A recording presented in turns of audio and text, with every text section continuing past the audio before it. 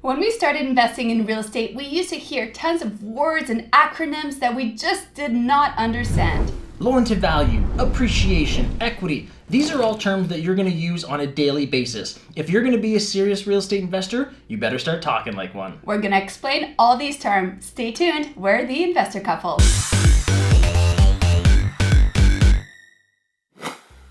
I'm Mel. And I'm Dave. And we're the Investor Couple.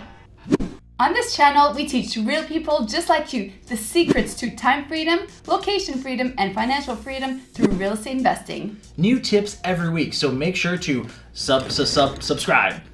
If you want to be a successful real estate investor, you have to make sure that you know the right terms because you want to make sure that you feel confident, that you're well spoken when interacting with lenders and other investors. Make sure you stay right to the end because we go to the whiteboard and we utilize a lot of the words that you will be learning together. This will help you put all these words to use. Even if you're just starting out, you want to sound like you're an experienced, seasoned real estate investor that talks the lingo, that flows with the conversation, and most importantly, you want to understand what other people are talking about. So let's build your confidence, set you up for success, and dive right into those terms. We will discuss the ancient secret language of estate real. Let's start off by talking about equity. Simply put, the definition of equity in real estate is the difference between the fair market value of the property and the amount of money you owe on the mortgage. Calculating real estate equity is simple. All you have to do is deduct mortgage value from the fair market value of the property. Want us to go to the whiteboard and show you an example? We need you to give us a thumbs up. Yes, thumbs up. Thank you for following us to the whiteboard. Now, equity, that is money that you have left into the deal. So let's do an example here of $1 million purchase. Let's say you get 75% loan to value. That means you have a mortgage of $750,000. So what do? You take the difference between this price, $1 million, to $750,000, and you are left with $250,000 in equity. So when people want equity or they talk about skin in the game, technically the equity and the skin in the game would be $250,000 on this particular deal. Pro tip, having skin in the game. Get used to this term because the majority of financial institutions wants you to use some of your own money to fund part of the deal. The second term you want to know as a real estate investor is loan to value, LTV. You will hear this all the time, especially with institutions. So your banks, your financial institutions, they love talking loan to value. Let's use an easy example. Let's say the building is worth $1 million, okay? The financial institution will give you 75% loan to value. So that's 75% of $1 million. So easy numbers here, that comes up to $750,000. Something else that is important with loan to value is that's how much money the institutions will give you. So if an institution gives you 75% loan to value, 80% loan to value, the more is better because that's less money that you have to come up with. So a higher loan to value basically equates to less money you have to come up with. You're bang on. The higher the better when it comes to LTV. Appreciation. There's two types of appreciation. There's the typical traditional appreciation and forced appreciation. So the typical appreciation, let's say you're in a market that's doing well. Year over year, even if you don't do a single thing to the building, the market appreciates, which means your building appreciates. So that is term of marketplace appreciation. That's the more simpler one. So forced appreciation is when you literally help force the appreciation. You are actively involved in doing so. This can include different things such as renovations and increase in rents. When you're dealing with lenders and you're talking forced appreciation, they're going to call it renovations and repositioning. That basically means, like Mel said, getting the rents up and renovating the property. Mel, I appreciate you. Term number 4, leveraging. We love leveraging. That has changed the way we buy properties. We always leverage. Now, what does that mean? Leverage is using borrowed money to buy a property. When leveraging a property, you borrow funds from a lender to be able to purchase an investment property instead of having to cover the entire purchase price yourself.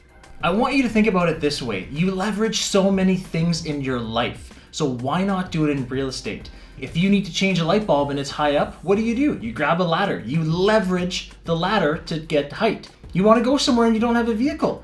You leverage Uber to bring you somewhere. You use leverage all the time, so you might as well get used to it and do the same thing in real estate. If you want us to show you how we leverage other people's money to buy properties, comment below and we'll do a video on it. Leverage. Number 5, abbreviations. Let's start off with ARV, after repair value. This is when a property has hit its peak. This would be a fixer-upper, a flipper. You bought it down here, it needed a lot of renovations. You put in the work, you put in the new kitchens, the new bathrooms, you did the roof, all that stuff. Now that it's done is the after repair value. FMV, fair market value. This gets determined by what the market is doing and what comparable buildings are selling for. That'll give you your fair market value. VTB, also known as vendor takeback. It's also known as seller financing and owner financing. So what is VTB?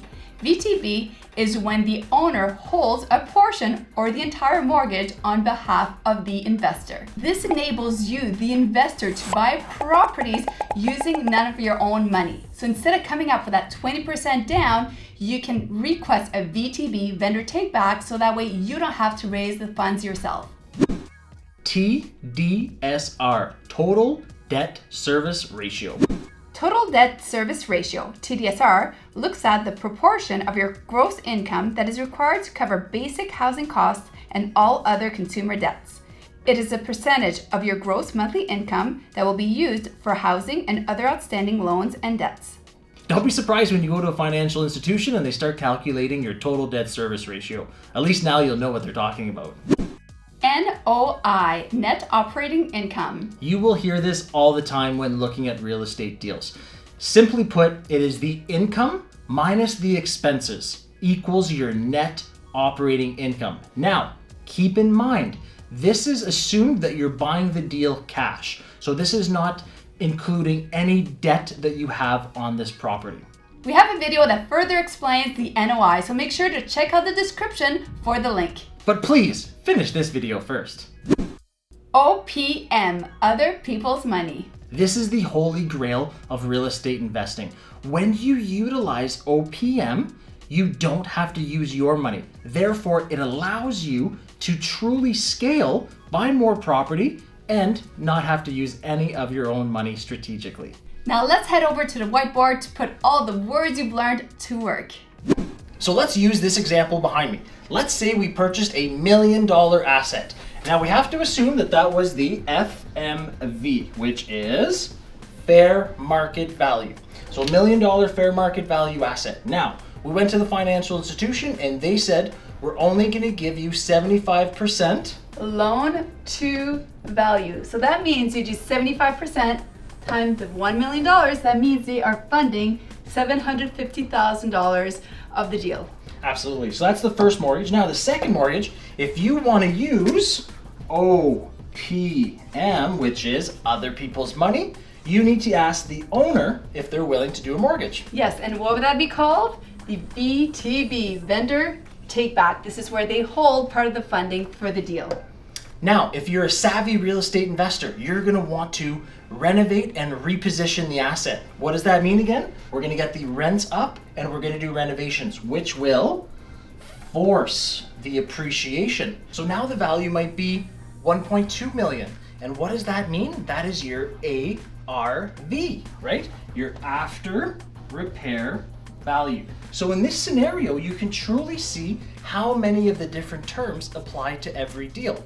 Get to know other terms because you're going to be using them all the time.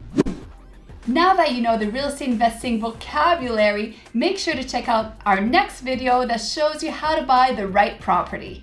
I'm Mel. And I'm Dave. And we'll see you there.